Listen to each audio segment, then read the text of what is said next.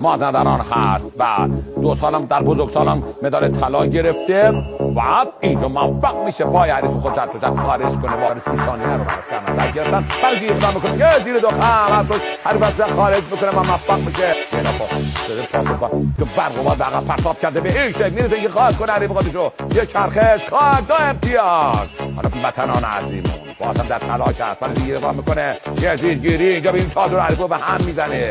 حالا میره اینکه زیرگیری کنه کامران و حریف خارج میکنه. یک چاپ بردیم 2 تا طلا دیشب گرفتیم و برای زیرگیری میکنه. یه زیرگیری مثلا میکنه که کامران خاص کنه دور میزنه و سعی میکنه خاک کنه حریف خودشو. 2 امتیاز دیگه میگیره از عکس میگیره برای زیرگیری میکنه. یک بار دیگه زیرگیری از کامران و میره اینکه خاک و 2 امتیاز کار تمام میکنه. خسته نباشید دلاور. خدا قوت پهلوان. مدال طلای کامران قاسمپور رو به هموطنان عزیز، به مازندرانی ها، به جویباری ها، به همه